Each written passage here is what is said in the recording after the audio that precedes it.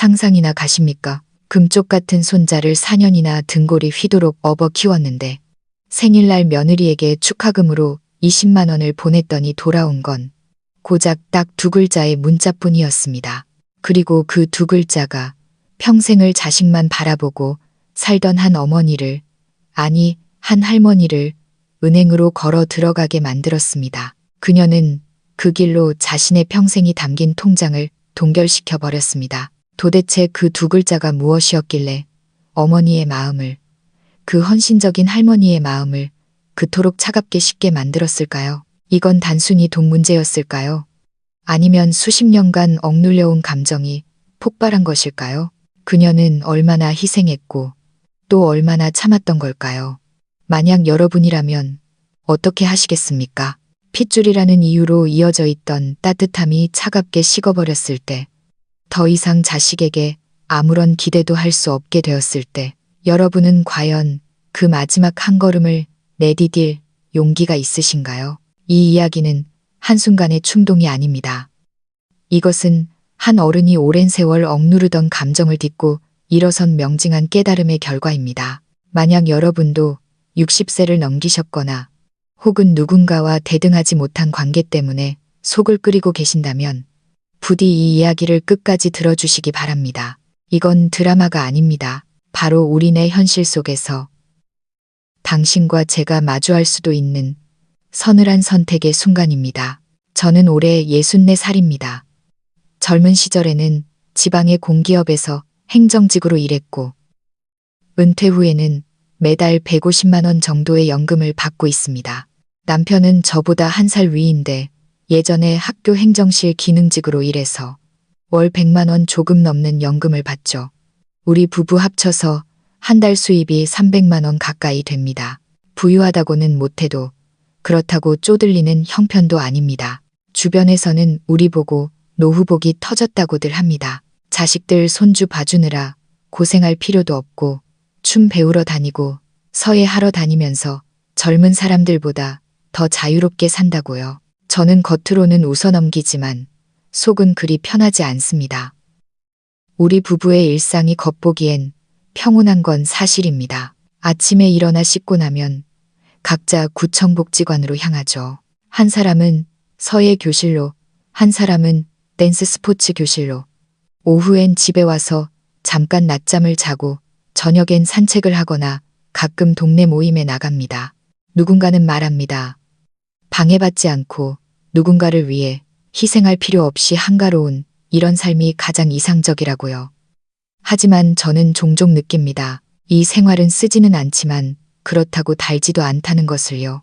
진짜 사람을 외롭게 만드는 건 소름 끼치도록 고요한 그 평온함입니다. 부엌에서는 늘 딱 2인분의 밥만 짓고 식탁 위에는 젓가락 2벌만 놓입니다. 명절조차 우리 둘이 보내는 게 익숙해졌습니다. 식당에서 다른 집 손주들이 식탁 밑을 기어다니고 할머니 할아버지가 밥을 먹이느라 분주한 모습을 볼 때면 저는 저도 모르게 멍하니 그 모습을 바라보게 됩니다.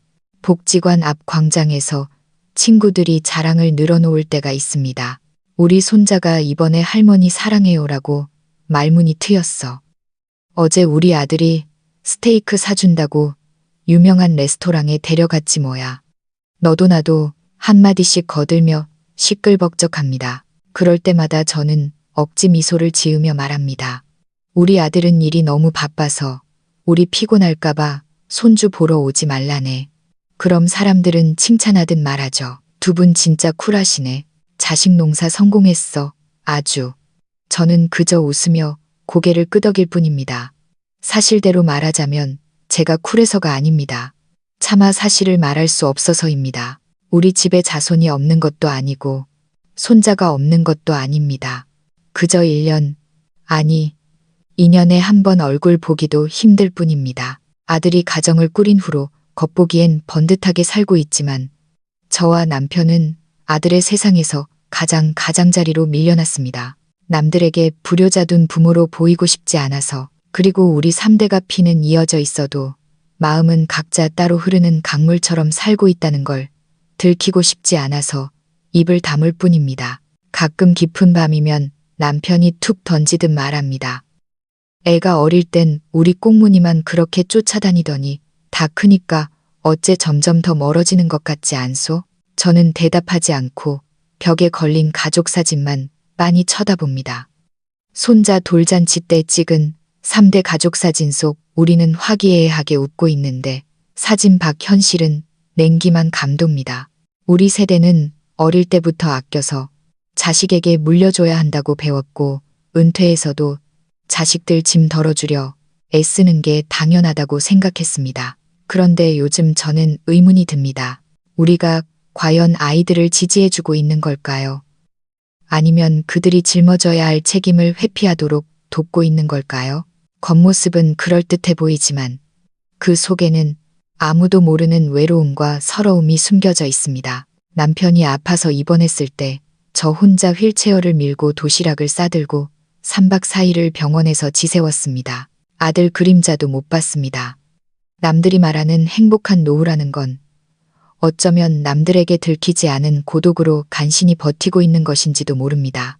우리가 잘 지내고 있으면 언젠가 자식이 부모의 은혜를 깨닫고 돌아올 거라 믿었지만 그날은 오지 않았습니다. 사실 저와 남편은 아들 민준이를 무척이나 자랑스러워했습니다. 민준이는 우리 외동아들입니다. 평생 안 먹고 안 입으며 온 정성을 다해 키웠고 언젠가 출세하기만을 바랐습니다. 민준이는 어릴 때부터 순하고 영리했습니다. 두 돌이 지나자 문장을 말했고 3살 때부터 동화책을 넘겨봤죠. 초등학교 선생님은 아이가 이해력이 남다르다며 시험만 봤다 하면 전교 상위권을 놓치지 않는다고 칭찬했습니다. 다른 집 애들이 밖에서 구슬치기 하고 뛰어놀 때 우리 민준이는 방에서 책만 봤습니다. 안쓰러운 마음에 나가서 놀라고 하면 고개를 저으며 말했죠. 공부 더해서 서울에 있는 대학 갈래요. 엄마 아빠 호강시켜 드릴게요. 호강시켜 드리겠다는 그 말을 저는 아직도 기억합니다. 중학교 때 영재반에 들어갔고 지역 명문고에 진학해서도 3년 내내 코피 쏟아가며 공부했습니다. 너무 무리하다, 몸 상할까봐 좀 쉬라고 해도 아이는 서울로 대학 못 가면 평생이 좁은 동네에서 살아야 하잖아요. 라며 독하게 굴었습니다. 고3 때는 저도 덩달아 불면증에 시달렸습니다. 새벽 5시에 일어나 아침밥을 짓고 보약의 홍삼에 샌드위치까지 챙겨 먹여 학교로 보냈죠. 명절 때도 이틀만 집에 있다가 다시 학교 기숙사로 가서 공부했습니다. 결국 아들은 그 어렵다는 서울의 명문대학에 합격했습니다. 이웃들은 물론 시장통 채소 가게 할머니까지 와서 아이고 자식 농사 진짜 잘 지었네. 부럽다 부러워라며 축하해줬습니다. 그 순간 제 인생이 보상받는 기분이었습니다. 남의 자식은 효자일지 몰라도 내 자식은 가문의 영광이었으니까요. 민준이가 대학에 간 뒤 우리는 매달 60만 원씩 생활비를 꼬박꼬박 붙였습니다. 서울 월세에 책값에 교통비까지 아들이 필요하다고 하면 묻지도 않고 바로 송금했습니다. 우리 집 냉장고가 고장나서 바꾸려다가도 아들이 노트북 바꿔야 한다는 전화 한 통에 예비비를 몽땅 털어보냈습니다. 그 몇 년 동안 우리 부부는 옷 한 벌 안 사 입고 외식 한 번 안 하고 여행도 포기했습니다. 남들이 일본이다 동남아다 여행 갈 때 우리는 집에서 라디오 들으며 차나 마셨습니다. 유일한 낙은 전화기 너머로 들려오는 엄마, 이번 학기도 과탑했어라는 아들의 목소리뿐이었습니다. 그 자부심 하나면 어떤 고생도 달게 느껴졌습니다. 대학 졸업 후 민준이는 판교에 있는 유명 IT 대기업에 취직했습니다. 이 분야는 판교나 서울에 있어야 비전이 있어요 라는 아들의 말에 고향 내려와서 살 생각은 없니? 여기도 공공기관 있고 살기 좋은데 라고 넌지시 물어봤지만 아들은 단호했습니다. 서울에서 집 사고 자리 잡는 게 장기적으로 맞아요. 서운했지만 자식 앞길을 위해 참았습니다. 하지만 그 뒤로 이어진 일련의 변화들은 우리의 자부심을 인내로 그리고 결국 비참함으로 바꿔놓았습니다. 대학 4년 내내 돈 걱정 한 번 안 시켰고 연애할 때도 간섭 한 번 안 했습니다. 우리가 쏟은 정성을 기억한다면 나중에 우리에게도 잘할 거라 믿었습니다. 하지만 애정과 도리라는 게 과거의 헌신으로 미래를 보장받을 수 있는 게 아니더군요. 아들은 졸업 후 곧바로 서울 토박이 아가씨와 결혼을 전제로 사귀기 시작했습니다. 상견례 자리에서 사돈댁은 꽤나 쌀쌀맞았습니다. 대놓고 우리 딸은 멀리 시집 안 보냅니다. 아이들이 친정 근처에 살았으면 해요라고 못 박더군요. 그때부터 불안했습니다. 하지만 남편은 요즘 젊은 사람들 처가 중심으로 사는 거 대세라지 않소. 우리가 너무 고집 피우지 맙시다라고 저를 달랬습니다. 알겠다고 했지만 속이 쓰린 건 어쩔 수 없었습니다. 아들이 처가 쪽으로 기울어 서울에 눌러앉기로 한 순간부터 아들의 인생에서 우리 역할은 퇴장하고 있다는 예감이 들었습니다. 사귄 지 2년도 안 되어 결혼 얘기가 나왔습니다. 아들이 이제 막 사회생활 시작했으니 혼인신고 먼저 하고 집은 천천히 마련하고 결혼식도 소박하게 하면 좋겠다 싶었습니다. 그런데 사돈댁 요구 조건이 갈수록 태산이더군요. 예단비에 호텔 예식장 300석 보증, 웨딩 촬영 스튜디오 지정, 수입 드레스 대여, 그리고 가장 중요한 건 반드시 서울에 신혼집 마련이었습니다. 우리 부부는 말문이 막혔습니다. 제가 말했죠. 고향에 우리 명의로 된 2층 양옥집이 있다. 시내 중심 가구, 리모델링도 다 해놨는데 내려와서 살면 안 되겠니? 하지만 예비 며느리는 딱 잘라 말했습니다. 저는 서울 벗어나면 못 살아요. 여기서 나고 자라서 부모님 곁을 못 떠나요. 너무 직설적인 화법에 얼굴이 화끈거렸습니다. 말이 좋아 결혼이지 이건 며느리를 맞는 게 아니라 대릴 사위로 들어가는 꼴이었습니다. 남편과 몇 번이나 상의했고 심지어 아들에게 너 이렇게까지 처가에 끌려다니면 나중에 우린 뭐가 되니? 라고 설득도 해봤습니다.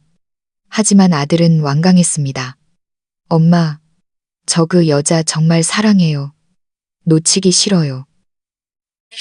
그럼 서울 집값은 어떻게 할 건데? 제가 억누르며 물었습니다.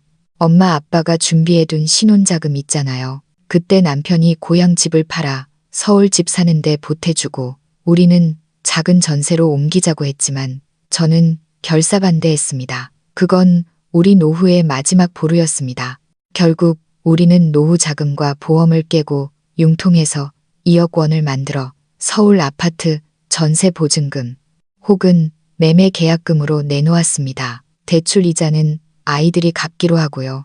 계약하던 날 사돈댁은 한 푼도 보태지 않았으면서 마치 당연하다는 듯 이제 이 집은 우리 아이들 보금자리네라고 말하더군요. 그때부터 느꼈습니다. 우리는 가족이 아니라 그저 물주일 뿐이라고. 결혼 후 며느리가 임신했을 때 당연히 제가 올라가서 산후조리를 돕겠다고 했습니다. 며느리는 빙빙 돌려 말하더군요. 어머니, 저는 서양식 식습관이라 어머니가 오시면 서로 불편할 것 같아요. 거절이었습니다. 나중에 알고 보니 친정엄마가 와서 산후조리를 해줬고 아들이 장모님께 수고비로 매달 100만 원씩 드렸답니다. 망감이 교차했습니다. 내 돈으로 공부시키고 집 사줬는데 정작 내 손주는 안아보지도 못하고 산후 도우미 자격조차 없다니요. 남편은 요즘 애들 다 그래. 섭섭해 말하고 했지만 어떻게 안 섭섭합니까? 내가 남입니까? 내 아들 자식인데. 손주가 태어나고 1년 동안 우리는 손주가 있어도 없는 듯 살았습니다. 그러다 손주 돌잔치 때 도저히 못 참겠어서 장난감 한 박스를 사들고 기차 타고 무작정 서울로 올라갔습니다. 아들은 당황했지만 내치진 않았고 며느리도 겉으로는 웃어주더군요. 그날 이후 우리는 아들 집에 눌러앉게 되었습니다. 도와준다는 명목이었지만 실상은 식모살이나 다름없었습니다. 빨래, 청소, 요리, 기저귀 갈기, 예방주사 맞히기, 밤에 우는 아이 달래기. 우리 부부가 번갈아가며 24시간 대기조로 일했습니다. 그렇게 4년을 살았습니다. 그 4년 동안 기저귀, 분유, 유산균, 장난감 값 전부 우리 카드로 긁었습니다. 우리 연금은 고스란히 손주 키우는 데 들어갔습니다. 아들이 엄마 아빠 고생하시는데 다음 달부터는 베이비시터 쓸게요. 라고 한 적 단 한 번도 없습니다. 그들은 이 무료 노동력에 아주 익숙해져 있었습니다. 그러다 손주가 유치원에 갈 나이가 되자 며느리가 불쑥 말했습니다. 어머니, 이제 지호도 자기 방이 필요해서요. 집이 좁아서 그러는데 두 분 이제 고향 내려가셔서 좀 쉬세요. 방학 때 놀러 오시고요. 말은 번지르르 했지만 뜻은 명확했습니다. 이제 필요 없으니 나가주세요. 짐을 싸면서 현관에 놓인 손주의 조그만 신발을 보는데 가슴이 미어지더군요. 업어 키운 건 난데 할머니라고 처음 부른 것도 나를 보고 한 건데 이제 쓸모 없어졌다고 쫓겨나는 기분이었습니다. 남편은 며느리가 말이라도 곱게 하니 다행이지. 눈치 없이 굴지 말고 갑시다 라고 했지만 저는 쓴웃음만 삼켰습니다. 그리고 마음속에 응어리 하나가 맺혔습니다. 그 응어리는 손주 6살 생일날 비로소 터지고 말았습니다.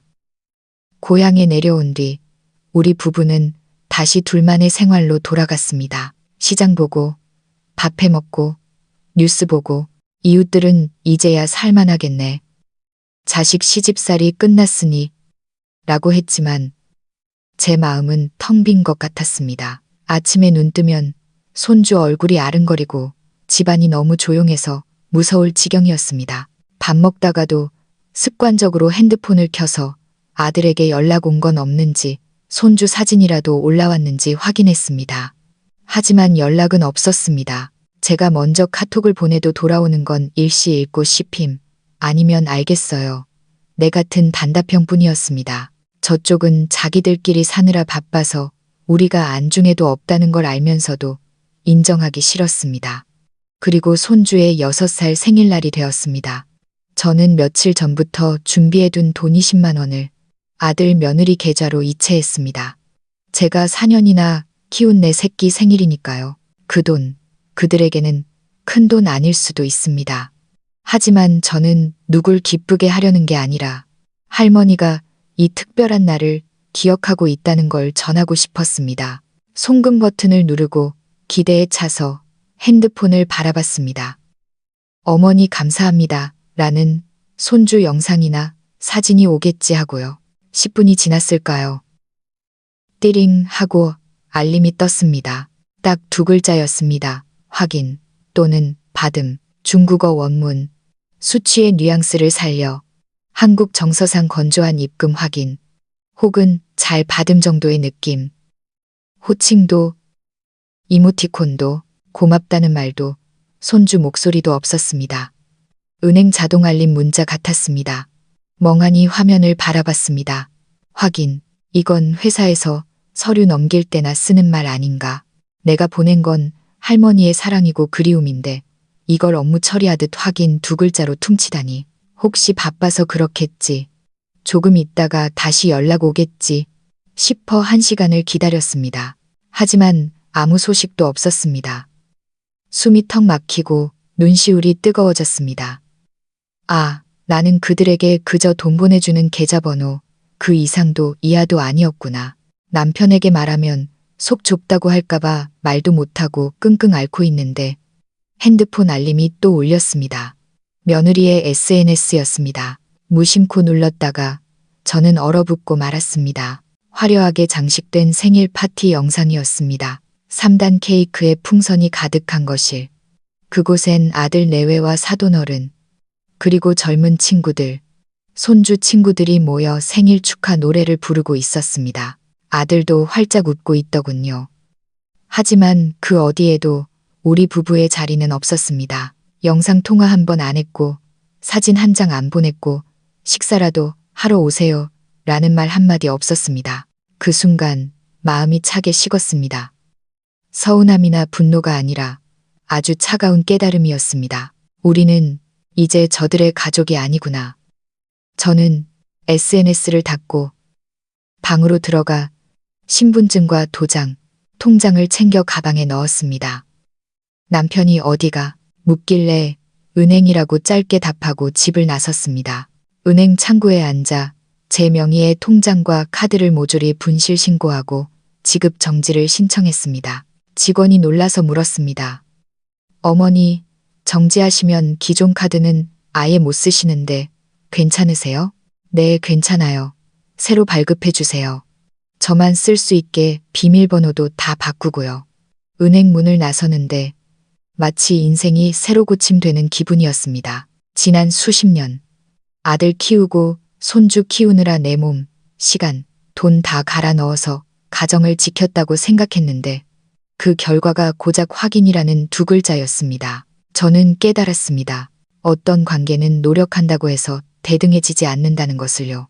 그리고 내 체면 차려주느라 돈 쓰는 것보다 나 자신을 위해 돈을 남겨두는 게 훨씬 가치 있다는 것을요. 그날 밤 남편이 묻더군요.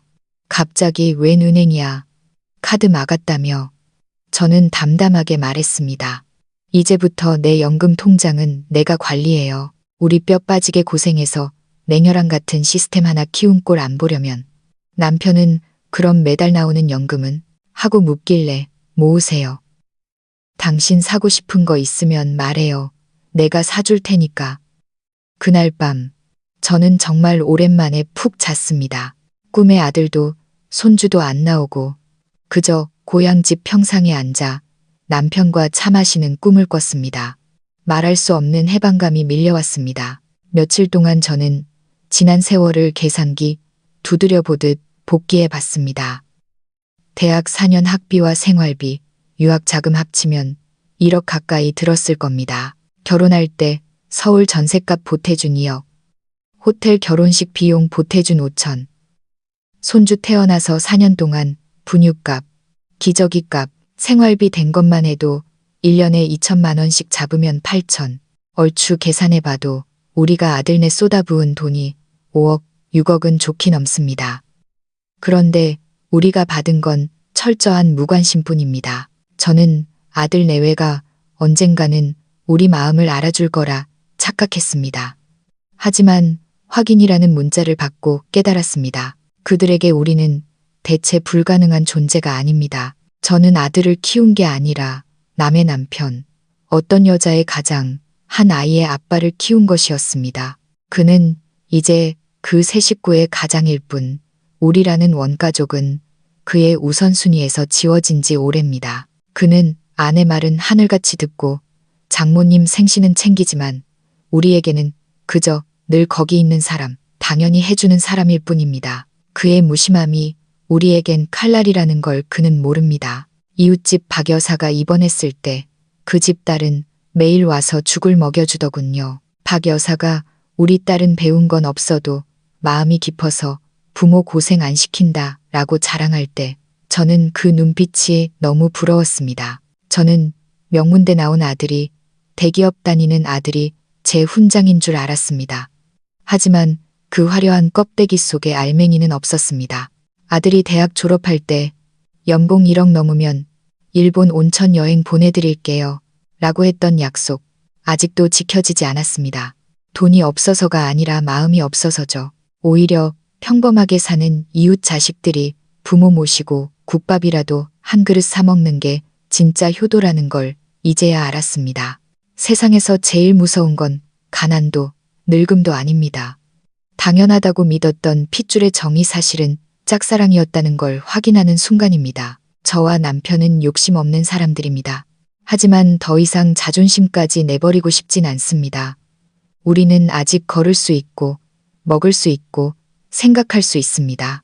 자식 하나만 바라보고 노후를 저당 잡히는 건 우리 자신에 대한 무책임이라는 결론을 내렸습니다. 아들은 더 이상 옛날에 카네이션 달아주던 그 코올리개가 아닙니다. 그는 자기 궤도를 도는 행성이고 우리는 더 이상 그 주위를 도는 위성이 되어서는 안 됩니다. 이제 우리 스스로가 중심이 되어야 합니다. 그래서 결심했습니다. 더 이상 엄마라는 이름으로, 할머니라는 이름으로 나를 갉아먹지 않기로요. 눈치 보지 않고 맑은 정신으로 내 존엄을 지키는 할머니로 살기로 했습니다. 은행 카드를 바꾸고 비밀번호를 나만 알게 한 뒤로 마음이 호수처럼 잔잔해졌습니다.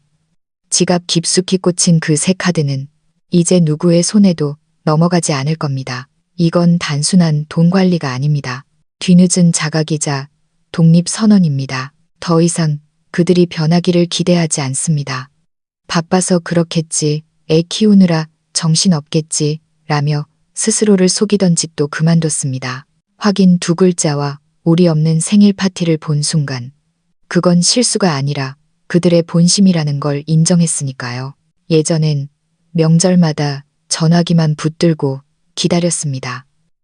손주 목소리 한번 듣겠다고요. 이제 안 기다립니다.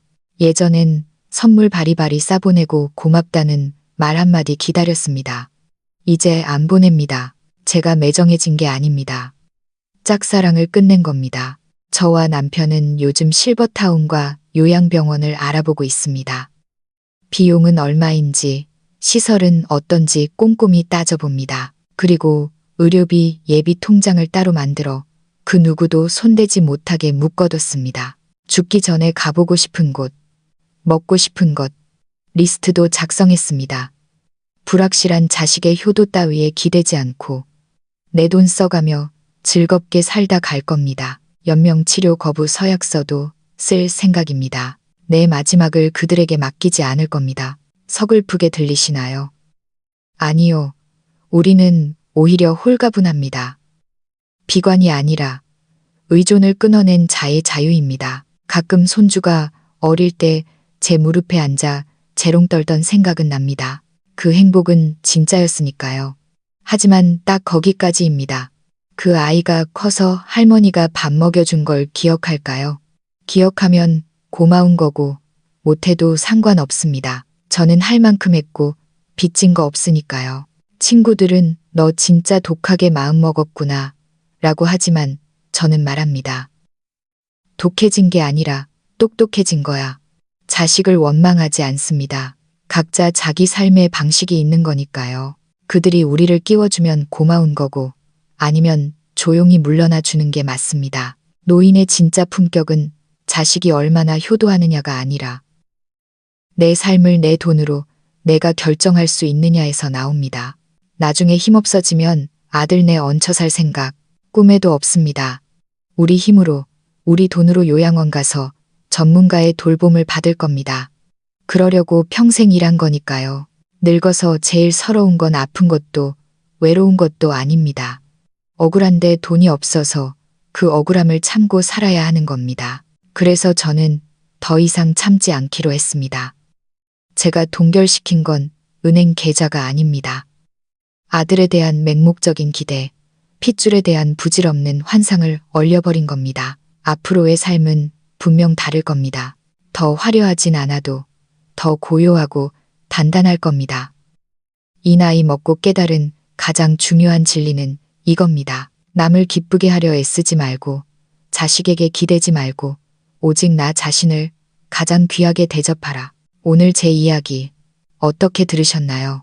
누군가는 부모라면 끝까지 퍼줘야 한다고 할 테고 누군가는 가족이라도 기브앤테이크가 있어야 한다고 하겠죠.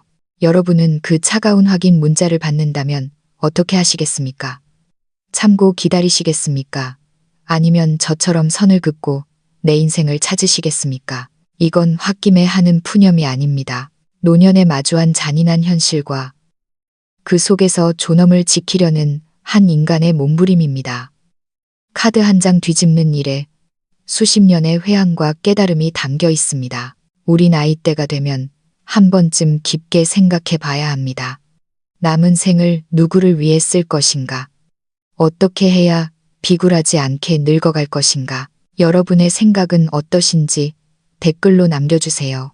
저와 비슷한 경험을 하신 분이 계신지, 어떻게 극복하셨는지 정말 궁금합니다. 제 이야기가 공감이 되셨다면 구독과 좋아요 부탁드립니다. 그리고 이 이야기가 필요한 친구들에게 공유해주세요. 우리의 노년, 과연 누구를 위해 살아야 할지 다시 한번 생각해보는 계기가 되었으면 좋겠습니다. 감사합니다.